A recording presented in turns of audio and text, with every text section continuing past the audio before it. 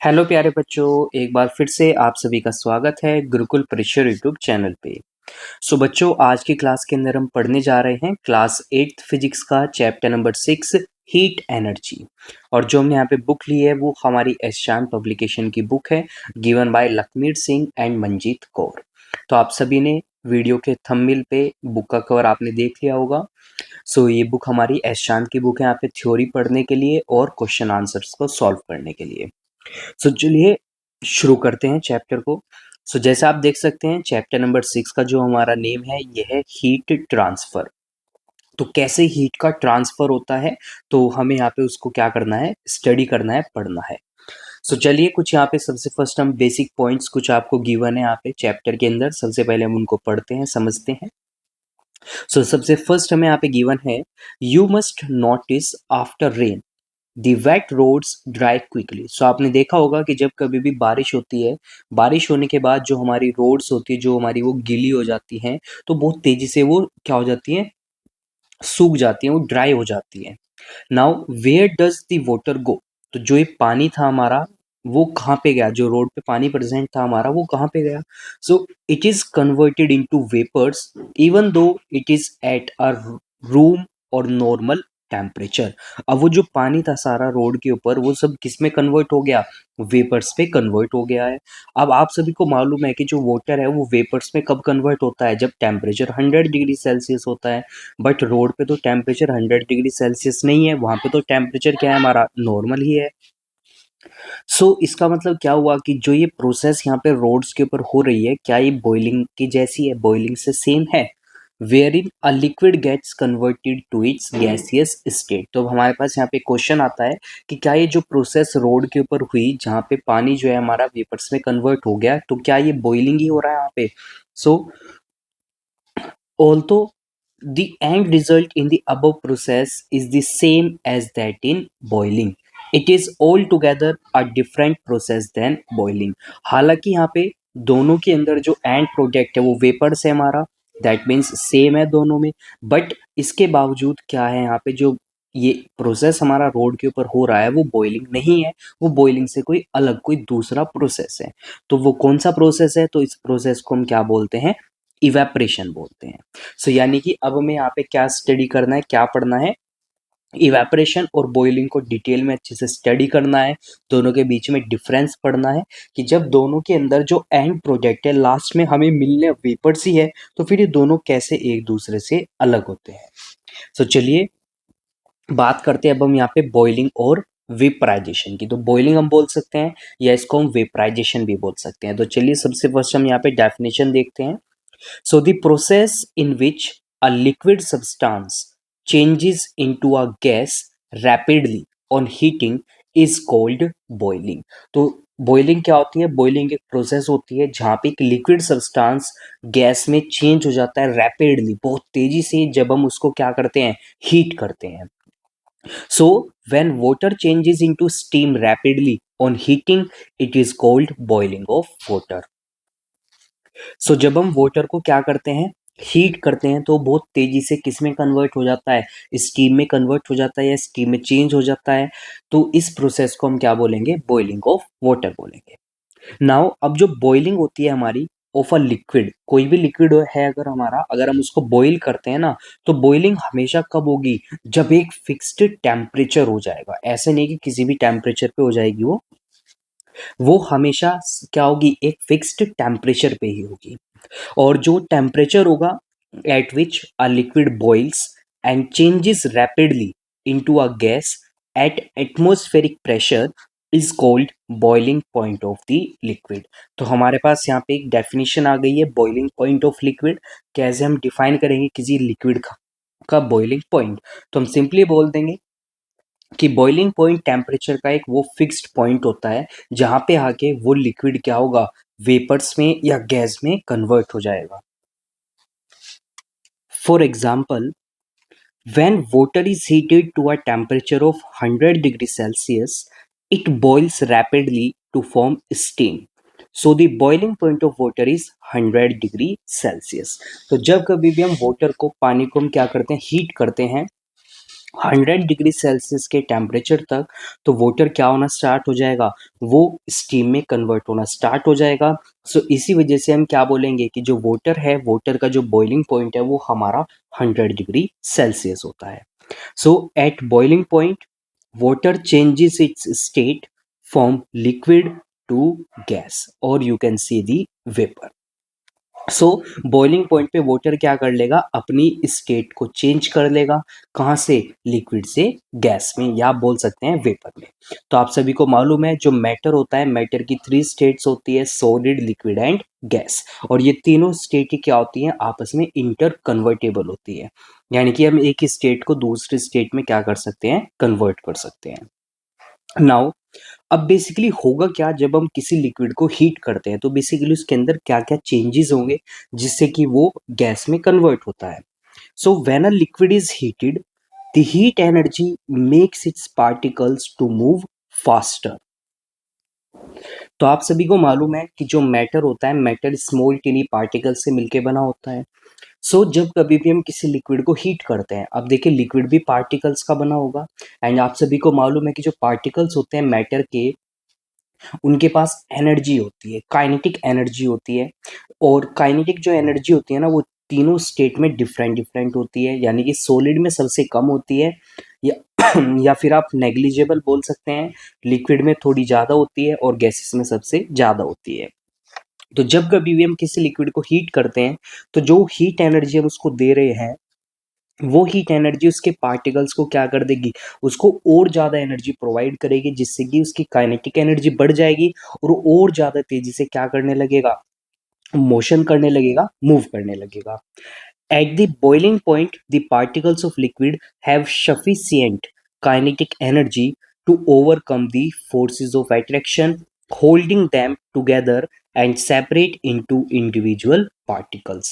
अब आप सभी को मालूम है कि जो मैटर है, मैटर के पार्टिकल्स के बीच में एक फोर्स होती है, फोर्स ऑफ एट्रैक्शन हम उसको बोलते हैं, जो उसके पार्टिकल्स को एक साथ बाइंड करके रखती है, उनको एक साथ जोड़ के रखती है। बट जब क्या होता है, किसी लिक्विड को हम हीट कर देते हैं उसके बॉइलिंग पॉइंट तक, तो अब पार्टिकल्स के पास इतनी काइनेटिक एनर्जी होती है कि वो उन फोर्सेस को, अट्रैक्शन फोर्सेस को ओवरकम कर जाते हैं और सेपरेट हो जाते हैं अलग अलग पार्टिकल्स के अंदर। और जो लिक्विड है वो बॉइल हो जाएगा यहाँ पे, और किस में कन्वर्ट हो जाएगा, या क्या बना लेगा, वो गैस को फॉर्म कर लेगा। And during this process, all the molecules of the liquid are involved in the process. Hence, boiling occurs in the whole volume of the liquid. अब ऐसा नहीं है कि लिक्विड के कुछ पार्टिकल्स ही वहाँ पे इस प्रोसेस में इन्वॉल्व होंगे। लिक्विड के अंदर जितने भी वहाँ पे पार्टिकल्स होंगे ना, वो सारे ही पार्टिकल्स क्या होते हैं, इन्वॉल्व होते हैं बॉइलिंग की प्रोसेस के अंदर। तो हम सिंपली यहाँ पे क्या बोल सकते हैं कि जो बॉइलिंग होती है हमारी, बॉइलिंग हमारा क्या होता है, एक बल्क फिनोमिना होता है, एक बल्क प्रोसेस होती है, यानी कि कंप्लीट लिक्विड के अंदर होगा ये, ऐसा नहीं है कि कुछ पर्टिकुलर पार्टिकल्स के अंदर होगा।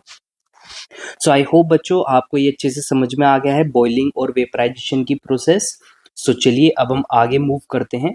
सो आगे हमारे पास यहाँ पे एक एक्टिविटी गिवन है। सो चलिए इस एक्टिविटी को हम देखते हैं यहाँ पे। तो एक्टिविटी में हमें यहाँ पे बोला गया है determining the boiling point of water. तो हमें बॉइलिंग पॉइंट डिटरमाइन करना है वाटर का। तो सबसे फर्स्ट हमें यहाँ पे क्या लेना है, take about 150 gram of water in a beaker and suspend a laboratory thermometer so that its bulb is not in contact with the water. तो हमें यहाँ पे एक थर्मामीटर को क्या करना है, सस्पेंड करना है उसको ऊपर से। तो जैसा आप यहाँ पे फिगर में देख सकते हैं इसके अंदर, तो ये हमारे पास क्लैंप स्टैंड है, और ये हमारे पास यहाँ पे ट्राइपॉड स्टैंड हो गया। ट्राइपॉड स्टैंड पे यहाँ पे नीचे हमारे पास ये बर्नर है। देन हमने एक वायर गेज रखा हुआ है, ताकि हीट जो है ना वो एक प्रॉपर अमाउंट पे, सफिशिएंट अमाउंट पे यहाँ पे बीकर को प्रोवाइड हो जाए। देन ये हमारे पास बीकर है, बीकर के अंदर यहाँ पे हमने क्या किया हुआ है, आइस क्यूब्स रखे हुए हैं। और ये हमारा यहाँ पे क्या हो गया है, थर्मामीटर है, जो हमने क्लैंप से क्या किया हुआ है, उसको अटैच किया हुआ है, और जो सस्पेंडेड है किसके अंदर, इस बीकर के अंदर। नाउ अब हमें क्या करना है यहाँ पे, put a glass rod in the beaker and heat the water, keep stirring till the water starts boiling. तो अब हमें एक ग्लास रोड से क्या करना है, उसको पानी को ऐसे हिलाते रहना है ताकि वो क्या हो, वो गर्म होता रहे। Keep a careful eye on the thermometer reading till the most of the water has vaporised. अब हमें क्या करना है, साथ साथ थर्मामीटर की रीडिंग को भी हमें देखते रहना है। कब तक? जब तक ज्यादातर जो वाटर है वो वहां से वेपराइज ना हो जाए। अब हमें क्या करना है, अपनी ऑब्जर्वेशंस को रिकॉर्ड करना है for the conversion of vapour water in liquid state to the gaseous state. तो अब हमारे पास यहाँ पे क्या था, सो आपको यहाँ पे आइस क्यूब्स लेने थे, आइस क्यूब्स को हीट करना था।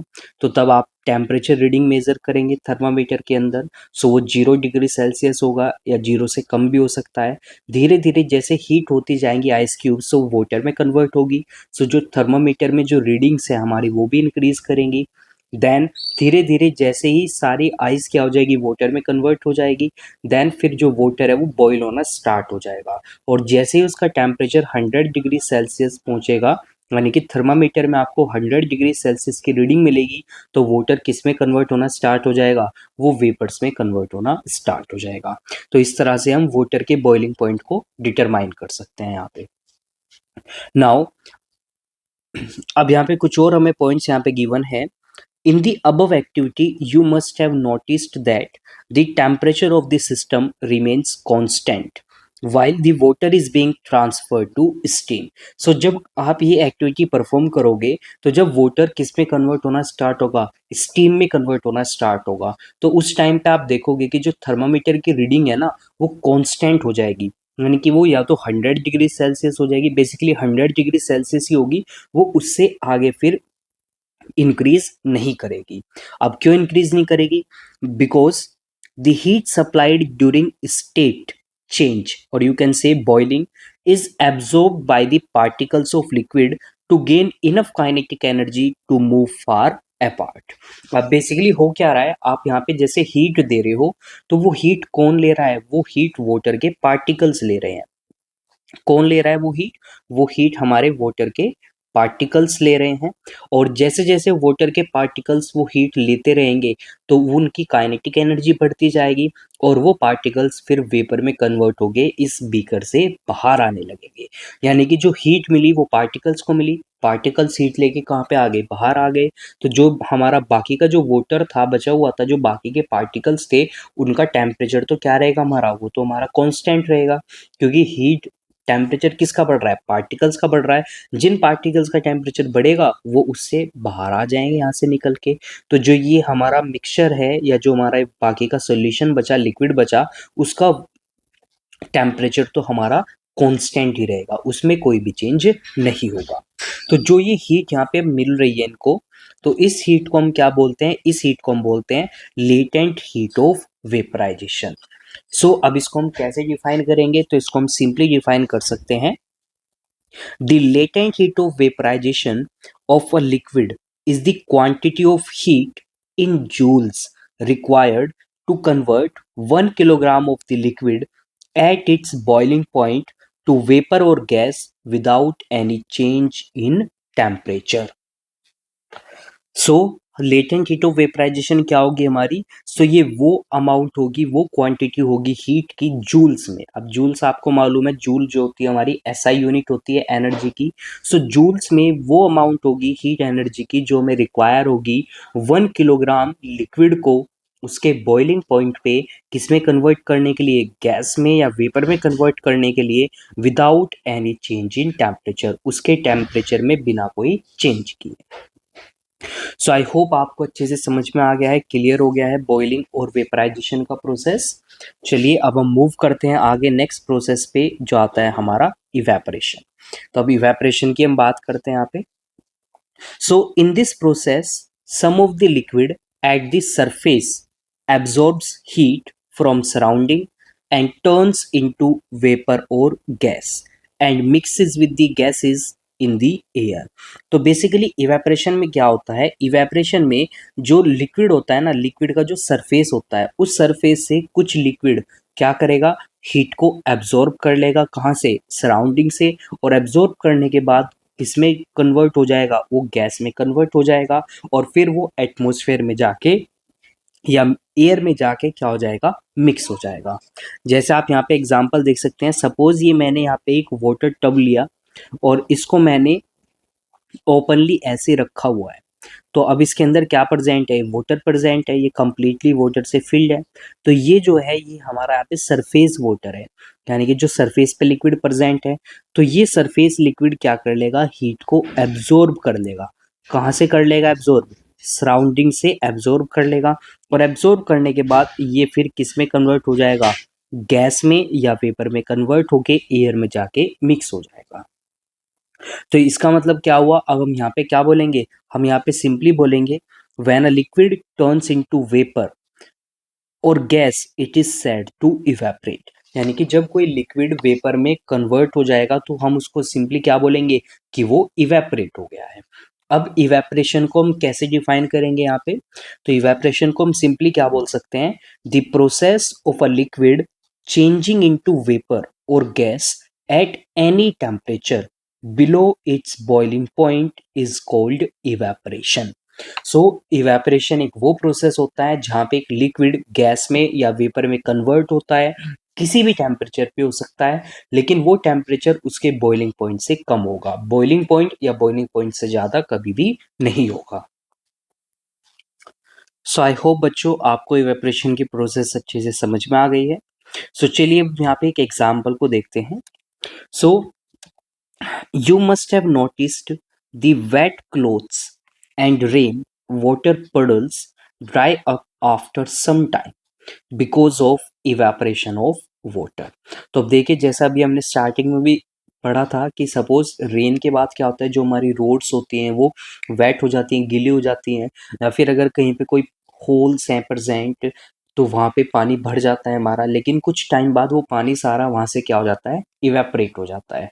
ऐसे ही जो हमारे क्लोथ्स होते हैं, तो क्लोथ्स को वॉश करने के बाद जब हम उनको ड्राई होने के लिए बाहर सनलाइट में हम स्प्रेड करते हैं, उनको फैलाते हैं, तो वो भी कुछ टाइम बाद वहाँ पे क्या हो जाते हैं, ड्राई हो जाते हैं। तो ये सब किस वजह से हो रहा है, ये सब इवेपरेशन ऑफ वाटर की वजह से ही हो रहा है यहाँ पे। Next thing, common salt. तो कॉमन सोल्ट आप सभी को मालूम होगा। सो कॉमन सोल्ट जो हम घर पे सोल्ट यूज करते हैं फूड के अंदर सोल्टी टेस्ट के लिए, सो उसको कॉमन सोल्ट बोलते हैं, जिसका जो फॉर्मूला होता है हमारा वो NaCl होता है, यानी कि इसको हम बोलते हैं सोडियम क्लोराइड। तो ये इसका केमिकल नेम होता है सोडियम क्लोराइड, या इसको हम कॉमन सोल्ट बोल देते हैं। सो इस कॉमन सोल्ट को भी हम कहाँ से रिकवर करते हैं, सी वाटर से रिकवर करते हैं by the process of evaporation, evaporation की ही प्रोसेस से। जैसा आप यहाँ पे देख सकते हैं फिगर 6.3 में, common salt is obtained by the evaporation of sea water collected in shallow lagoons by the heat of the sun. तो बेसिकली क्या होगा, जो सी वाटर होता है ना उसको कलेक्ट कर लिया जाता है बहुत बड़े एरिया के अंदर, और फिर धीरे धीरे सनलाइट की हेल्प से क्या होता है, जो वाटर होता है वो इवेपरेट हो जाता है, लिक्विड गैस में कन्वर्ट हो जाता है। तो हमारे पास फिर वहाँ पे नीचे क्या मिलता है, हमें हमें सॉल्ट मिलता है, क्योंकि सारा वाटर क्या हो जाएगा, वहाँ पे इवेपरेट हो जाएगा। Now whenever a liquid evaporates it must be supplied the latent heat of vaporization। The cooling caused by the evaporation is based on the fact that when a liquid evaporates, it draws or takes the latent heat of vaporization from anything which it touches। तो देखिए इसका क्या मतलब हुआ। तो देखिए जब कभी भी कोई लिक्विड इवेपोरेट होता है तो वो क्या कोज करता है, वो एक कूलिंग इफेक्ट को कोज करता है, कूलिंग इफेक्ट को शो करता है। अब वो कूलिंग इफेक्ट किस वजह से होता है, तो ध्यान से अब आप यहाँ पे एक एग्जांपल की फॉर्म में इसको समझ सकते हैं। तो सपोज मैंने यहाँ पे क्या लिया, मैंने यहाँ पे अ, एक मैंने ये मड का पोट लिया, यहाँ पे मैंने यहाँ पे क्या लिया, एक मड पोट लिया, और इस मड पोट के अंदर यहाँ पे मैंने क्या फिल किया हुआ है, इसके अंदर वाटर फिल किया हुआ है। अब क्या होगा, अब जो ये वाटर होगा ना, अब आपको मालूम है कि जो मड पोट होते हैं ना, मड पोट में क्या होते हैं ना, वो छोटे छोटे पोर्स प्रेजेंट होते हैं। इसके अंदर क्या प्रेजेंट होंगे, पोर्स, छोटे छोटे होल्स प्रेजेंट होंगे यहाँ पे। तो उन सपोज करो ये पोर्स प्रेजेंट है, तो ये हमारे पोर्स प्रेजेंट है यहाँ पे। तो इन पोर्स के थ्रू अब क्या होगा, जो हीट है आउटसाइड, जो हीट है ना सराउंडिंग की जो हीट है, वो इन पोर्स के थ्रू अंदर क्या करेगी, अंदर एंटर कर जाएगी। और जैसे ये हीट अंदर एंटर करेगी तो जो वाटर है, वाटर क्या होना स्टार्ट हो जाएगा, वाटर इवेपरेट होना स्टार्ट हो जाएगा। तो वाटर इन्हीं पोर्स के थ्रू क्या हो जाएगा, इवेपरेट हो जाएगा। और जैसे ही इवेपरेट होगा तो क्या होगा, हीट जो सराउंडिंग की हीट थी वो इस हीट को किसने ले लिया है, वाटर ने ले लिया है। यानी कि जो सराउंडिंग का टेम्परेचर है वो क्या हो गया, वो हमारा लो हो गया है, वो कम हो गया है। तो इसी वजह से क्या होता है, सराउंडिंग में एक कूलिंग इफेक्ट हो जाता है। तो इसीलिए हम बोलते हैं कि जब कभी भी कोई लिक्विड इवेपरेट होता है ना, तो वो क्या कोज करता है, वो कूलिंग इफेक्ट को कोज करता है। सो bye losing heat, this anything gets cooled. Water kept in earthen pot remains cool even in hot summers is a good example of cooling effect of evaporation. जैसा आपने देखा होगा कि जब हम गर्मियों में जो हमारा मड पोट होता है या अर्थन पोट जो होता है उसके अंदर हम पानी को फिल करके रखते हैं, तो गर्मियों के टाइम पे भी क्या हो जाता है, वो पानी कूल रहता है। क्यों रह रहा है, क्योंकि वहां पे इवेपरेशन की वजह से कूलिंग इफेक्ट हो रहा है। आई होप बच्चों आपको ये अच्छे से समझ में आ गया है इवेपरेशन का प्रोसेस और क्यों इवेपरेशन कूलिंग इफेक्ट कोज करता है। नाउ अब यहाँ पे हमें एक फैक्ट गिवन है यहाँ पे टेबल में, डू यू नो। तो यहाँ पे हमें गिवन है every hour earth's ocean are evaporating 50 cubic kilometres of water into air. So देखिए आपको मालूम है कि जो अर्थ है, अर्थ का अबाउट थर्ड पोर्शन यानी कि 3/4 पोर्शन जो है वो हमारा ओशियन से कवर्ड है। तो इन ओशियंस में से भी जो वाटर है ना वो इवेपरेट होता है एवरी आवर, और कितना, 50 क्यूबिक किलोमीटर्स, या फिर आप इसको अप्रोक्सीमेटली बोल सकते हो 13 ट्रिलियन गैलन्स ऑफ वाटर। इतना वाटर एवरी आवर क्या हो रहा है, अर्थ के ओशियन से इवेपरेट हो रहा है। Just the leaves from a single एकड़ ऑफ ट्रीज। अब आपको मालूम है जो ट्रीज होते हैं, ट्रीज भी वाटर को इवेपरेट करते हैं by the process of transpiration. वो भी अराउंड, अगर सपोज करो 1 एकड़ के अंदर जो ट्रीज है ना, तो उनमें से जो एक जो लीव्स होती है सभी ट्रीज की, वो अराउंड 8,000 गैलन्स ऑफ वाटर को इवेपरेट करती है एयर के अंदर in a day, which is enough to fill a swimming pool. जो इतना पानी है कि जिससे हम एक स्विमिंग पूल को क्या कर सकते हैं, फिल कर सकते हैं। ये एक फैक्ट था। ये आपके नॉलेज पर्पज के लिए काफ़ी अच्छा है, आप इसको याद रख सकते हैं। नाउ अब हम बात करते हैं यहाँ पे फैक्टर्स की। तो देखिए कुछ फैक्टर्स हैं जो इवेपरेशन को क्या करते हैं, अफेक्ट डालते हैं इवेपरेशन के ऊपर, इवेपरेशन के रेट पे। चलिए वन बाय वन अब हम सभी फैक्टर्स को यहाँ पे स्टडी करते हैं। तो सबसे फर्स्ट हमारा फैक्टर आता है टेम्परेचर। देखिए टेम्परेचर किस तरह से इवेपरेशन के रेट को अफेक्ट करता है। Rate of evaporation increases on increasing the temperature of the liquid। तो जैसे जैसे हम लिक्विड के टेम्परेचर को इंक्रीज करेंगे, रेट ऑफ इवेपरेशन भी क्या हो जाएगा, इंक्रीज हो जाएगा। when the temperature of a liquid is increased by heating it, more particles of the liquid get enough kinetic energy to go into the vapor state or gaseous state। और इससे क्या होगा, इससे जो रेट है evaporation का वो भी हमारा इंक्रीज हो जाएगा। And the rate of evaporation of a liquid becomes maximum at its boiling point. तो अगर हम किसी लिक्विड को इतनी हीट दे दे, इतना टेम्परेचर उसका बढ़ा दे उसके बॉइलिंग पॉइंट तक, तो बॉइलिंग पॉइंट पे जाके जो रेट ऑफ इवेपरेशन है ना वो हमारा क्या हो जाएगा, मैक्सिमम हो जाएगा। आई होप बच्चों आपको ये फर्स्ट इफेक्ट अच्छे से समझ में आ गया है। चलिए अब हम मूव करते हैं सेकेंड इफेक्ट पे। तो सेकंड इफेक्ट है हमारा सरफेस एरिया। तो देखिए जो सरफेस एरिया है लिक्विड का वो कैसे अफेक्ट डालेगा, रेट ऑफ इवेपरेशन पे। The rate of evaporation increases on increasing the surface area of the liquid.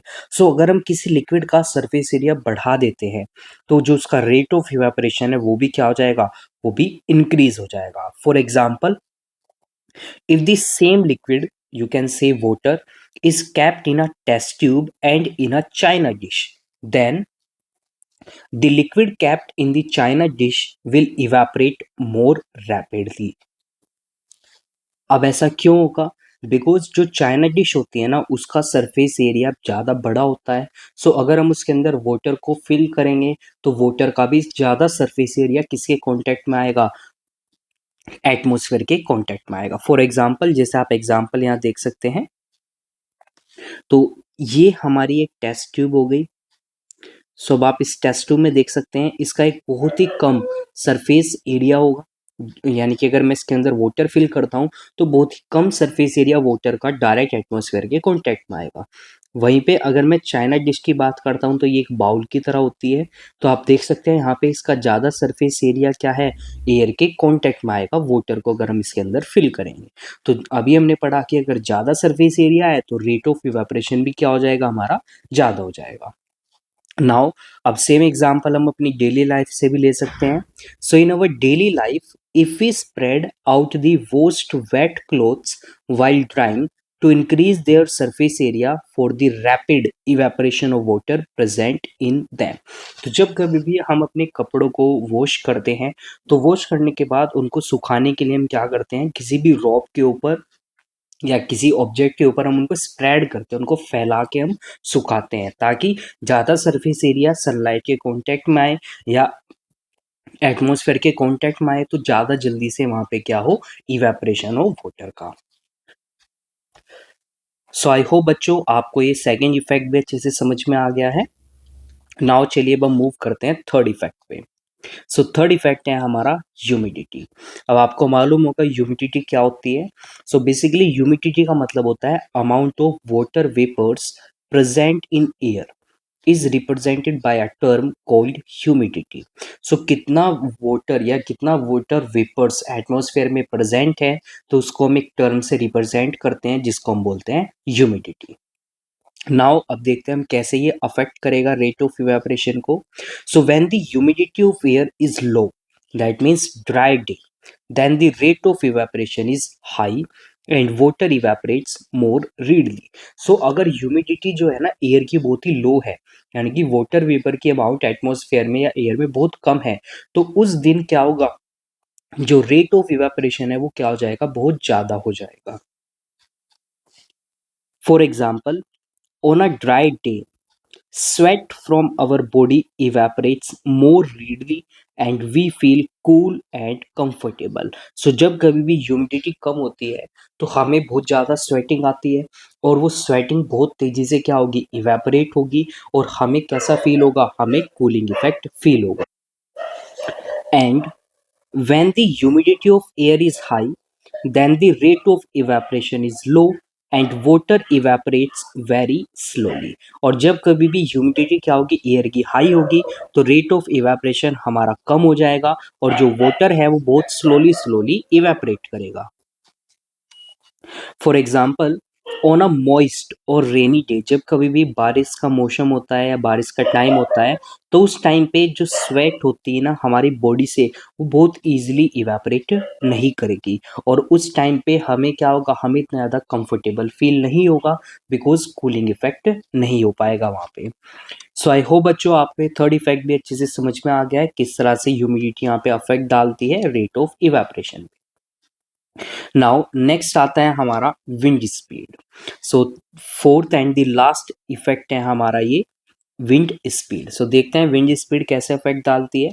So rate of evaporation of a liquid increases with increasing wind speed. So अगर wind speed क्या होगी, बढ़ जाएगी, increase कर जाएगी तो rate of evaporation भी हमारा बढ़ जाएगा। When the speed of wind increases, so the particles of water vapor move away with the wind, decreasing the amount of water vapor in the surrounding। सो जब कभी भी क्या होता है, हवा बहुत तेज चलती है तो उस टाइम पे क्या होता है, जो वाटर है वो हवा के साथ में क्या हो जाता है, वो सराउंडिंग में से मतलब कि दूर चला जाता है। तो इसका मतलब क्या हुआ कि जो पर्टिकुलर वो एरिया था जहाँ पे इवेपोरेशन हो रहा था वहाँ पे एटमॉस्फेयर में क्या हो गया, वाटर वेपर की कंसंट्रेशन कम हो गई। तो इस वजह से क्या होगा, वहाँ पे और ज़्यादा इवेपोरेशन होगा ताकि वो फुलफिल कर सके वाटर वेपर की कंसंट्रेशन को सराउंडिंग में। तो इसी वजह से क्या होगा, this increases the rate of evaporation of water. तो जो वाटर का रेट ऑफ इवेपोरेशन है वो भी यहाँ पे क्या हो जाएगा, बढ़ जाएगा। For example, the washed wet clothes dry more quickly on a windy day because evaporation is faster due to the high speed of the wind. So जब कभी भी हम कपड़ों को बाहर सुखाते हैं और तेज हवा चलती है तो उस टाइम पे जो कपड़े हैं ना हमारे वो ज़्यादा तेजी से क्या हो जाते हैं, वो ड्राई हो जाते हैं, सूख जाते हैं। क्यों? क्योंकि अभी हमने पढ़ा कि अगर विंड स्पीड ज़्यादा है तो रेट ऑफ इवेपोरेशन भी हमारा वहाँ पे इंक्रीज हो जाएगा। सो ये हमारे 4 इफेक्ट्स थे जो अफेक्ट डालते थे रेट ऑफ इवेपोरेशन पे। 4 फैक्टर्स हो गए हमारे यहाँ पे। सो आई होप बच्चों आपको ये सभी फैक्टर्स अच्छे से क्लियर हो गए, समझ में आ गए हैं। सो चलिए अब हम आगे नेक्स्ट मूव करते हैं टॉपिक पे। सो ये हमारा यहाँ पे है difference between evaporation and boiling. So चलिए अब हम यहाँ पे कुछ पैरामीटर्स के बेसिस पे इन दोनों के प्रोसेस के अंदर डिफरेंस को पढ़ते हैं। तो सबसे पहला है मीनिंग। सो दोनों का मीनिंग क्या होता है? सो दोनों का डिफरेंट मीनिंग होता है हमारा। सो boiling implies a vaporization process that turns liquid into gas when continuously heated. So boiling क्या होगा? बॉइलिंग एक वेपराइजेशन का प्रोसेस इंप्लाई करता है, स्टार्ट करता है, जिसमें जो लिक्विड है हमारा वो गैस में कन्वर्ट हो जाता है जब हम उसको कंटिन्यूसली हीट करते हैं। वहीं पे जो इवेपोरेशन है ना, ये एक नेचुरल प्रोसेस होता है जहाँ पे क्या होगा, लिक्विड चेंज होगा वेपर में due to increase in temperature बढ़ने की वजह से। अब हम इसको यहाँ पे हीट नहीं करेंगे, ये हीट अपने आप ही लेगा, कहाँ से? सराउंडिंग से। यानी कि इसको एक्सटर्नल सोर्स से हीट की जरूरत नहीं पड़ेगी, ये अपने आप ही यहाँ पे क्या कर लेगा, सराउंडिंग से हीट को एब्जॉर्ब कर लेगा। नाउ नेक्स्ट हमारे पास आता है फिनोमिना। तो किस तरह के फिनोमिना होते हैं ये दोनों? जो बॉइलिंग होता है हमारा, बॉइलिंग हमारा एक बल्क फिनोमिना होता है in the sense that it occurs through out the liquid. क्यों? क्योंकि अभी मैंने स्टार्टिंग में आपको बताया था कि बॉइलिंग के अंदर जो लिक्विड होगा ना, लिक्विड के सभी पार्टिकल्स इन्वॉल्व होते हैं, तो इसीलिए हम इसको क्या बोलते हैं, बल्क फिनोमिना बोलते हैं। वहीं पे जो इवेपोरेशन है हमारा, ये एक सरफेस फिनोमिना होता है। क्यों? क्योंकि ये सिर्फ कहाँ पे टेक प्लेस करेगा, only on the surface of the liquid. ये सिर्फ लिक्विड के सरफेस पे ही होगा, बाकी दूसरे पार्ट पे, बाकी दूसरे पार्टिकल्स में नहीं होगा। नेक्स्ट आता है टेम्परेचर रिक्वायर। तो कितना टेम्परेचर रिक्वायर होगा यहाँ पे इन दोनों प्रोसेस के अंदर? बॉइलिंग में आपको पता है कि जो बॉइलिंग है ना वो तो एक डेफिनेट टेम्परेचर पे ही होगा, जिसको हम क्या बोलते थे, बॉइलिंग पॉइंट बोलते थे। वहीं पे जो इवेपोरेशन है, इवेपोरेशन किसी भी टेम्परेचर पे हो सकता है below the boiling point of the liquid. Next आता है बबल्स। क्या इनमें बबल फॉर्मेशन होता है? बेसिकली बॉइलिंग में क्या होता है, बबल फॉर्मेशन होता है। आपने देखा होगा जब कभी आप वाटर को इवेपोरेट करते हो घर पे, तो वाटर जब इवेपोरेशन उसके बॉइलिंग करते हो जब आप वाटर को, तो जब वाटर बॉईल होना शुरू हो जाता है तो उसमें बबल फॉर्मेशन स्टार्ट हो जाता है। वहीं पे जो इवेपोरेशन है, इवेपोरेशन में कोई भी किसी भी तरह का बबल फॉर्म नहीं होता है। आई होप आपको ये 4 पैरामीटर्स अच्छे से समझ में आ गए हैं दोनों ही प्रोसेस के अंदर, बॉइलिंग एंड इवेपोरेशन में। चलिए अब हम आगे मूव करते हैं, कुछ और हमें यहाँ पे पैरामीटर्स गिवन है। तो सब नेक्स्ट आता है हमारे पास एनर्जी। नेक्स्ट पैरामीटर है हमारा यहाँ पे एनर्जी। बॉइलिंग में क्या होता है, जो सोर्स ऑफ हीट होता है उसकी रिक्वायरमेंट होती है, यानी कि हमें अलग से यहाँ पे हीट प्रोवाइड करनी पड़ती है। वहीं पे अगर मैं बात करता हूँ इवेपोरेशन की, तो इवेपोरेशन में अलग से कोई हीट प्रोवाइड नहीं करनी पड़ती है, ये हीट कहाँ से ले लेता है, सराउंडिंग से ले लेता है। नेक्स्ट आता है temperature of the liquid. Liquid के टेम्परेचर पे क्या इफेक्ट पड़ता है? बॉइलिंग में temperature remains same during state change. तो जैसा हमने पढ़ा था कि जब वाटर को हम 100 डिग्री सेल्सियस तक हीट कर लेंगे तो टेम्परेचर कांस्टेंट हो जाएगा, वो आगे इंक्रीज नहीं होगा। वहीं पे अगर मैं बात करता हूँ इवेपोरेशन की, तो इवेपोरेशन में टेम्परेचर क्या हो जाता है, रिड्यूस हो जाता है। इसी वजह से इवेपोरेशन क्या शो करता था, कूलिंग इफेक्ट को शो करता था। आई होप बच्चों आपको अच्छे से समझ में आ गया है इन दोनों प्रोसेस के अंदर क्या डिफरेंस होता है। चलिए अब हम आगे मूव करते हैं। आगे आपको यहाँ पे क्वेश्चंस गिवन है, टेस्ट योर अंडरस्टैंडिंग। यहाँ पे आपके 5 MCQs गिवन है। चलिए इन 5 MCQs को हम देखते हैं यहाँ पे। तो सबसे फर्स्ट MCQ हमारा आता है, when heat is constantly supplied by a burner to boiling water than the temperature of water during vaporization. सो जब हम किसी बर्नर से बॉइलिंग वाटर को हीट देंगे, सो टेम्परेचर पे क्या इफेक्ट पड़ेगा जब वेपराइजेशन होगा. सो टेम्परेचर क्या हो जाएगा हमारा, temperature does not rise at all. So temperature evaporation vaporisation की प्रोसेस पे कभी भी इंक्रीज नहीं करेगा. अब देखिए, आपको इस क्वेश्चन के अंदर कंफ्यूज नहीं होना है, क्योंकि यहाँ पे बोला है कि जब वेपराइजेशन होगा यानी कि बॉइलिंग हो रही है, तो तब टेम्परेचर में कोई राइज नहीं होगा. नाउ सेकंड आता है हमारे पास, the evaporation of water increases under the following condition. तो किस कंडीशन में जो वाटर जो इवेपरेशन होगा वाटर का वो इंक्रीज करेगा. तो सबसे first, increase in surface area. अगर सरफेस एरिया बढ़ रहा है और राइज हो रहा है किसमें, टेम्परेचर में, तो तभी क्या होगा, इवेपरेशन ऑफ वाटर भी हमारा इंक्रीज कर जाएगा. नेक्स्ट थर्ड आता है हमारे पास, if the surface of liquid is large then evaporation will be. So अगर लिक्विड का सरफेस लार्ज हो जाए, सो इवेपरेशन क्या होगा, तो इवेपरेशन भी हमारा बढ़ जाएगा, तो इवेपरेशन भी ज़्यादा होगा. Next, changing of a liquid into vapours from the surface without heating is called. So किसी लिक्विड का वेपर में चेंज होना कहाँ से, सरफेस से, बिना हीट किए, तो इस प्रोसेस को हम क्या बोलते हैं, इस प्रोसेस को हम बोलते हैं evaporation. Next, evaporation takes place at. Evaporation कब होगा, सो फ्रीजिंग पॉइंट पे, बॉइलिंग पॉइंट पे, या between freezing and boiling point, और एट ऑल टेम्परेचर. तो जो इवेपरेशन है हमारा वो किसी भी टेम्परेचर पे हो सकता है. तो इसका आंसर हो जाएगा हमारा D option. So I hope बच्चों आपके क्वेश्चंस जैसे समझ में आ गए हैं, क्लियर हो गए हैं. सो चलिए, आज की क्लास के अंदर हम सिर्फ इतने टॉपिक्स को कवर करते हैं. नेक्स्ट क्लास के अंदर हम स्टार्ट करेंगे थर्मल एक्सपेंशन ऑफ मैटर. सो बच्चों, अगर आपको क्लास अच्छी लगी, सभी टॉपिक्स आपको अच्छे से क्लियर हो गए हैं, समझ में आ गए हैं, देन प्लीज़ लेक्चर को लाइक कीजिए, शेयर कीजिए अपने फ्रेंड्स के साथ में, कमेंट कीजिए एंड चैनल को सब्सक्राइब कीजिए. एंड बच्चों, अब हम मिलते हैं नेक्स्ट क्लास के अंदर नेक्स्ट टॉपिक के साथ में. सो थैंक यू बच्चों फॉर ज्वाइनिंग दिस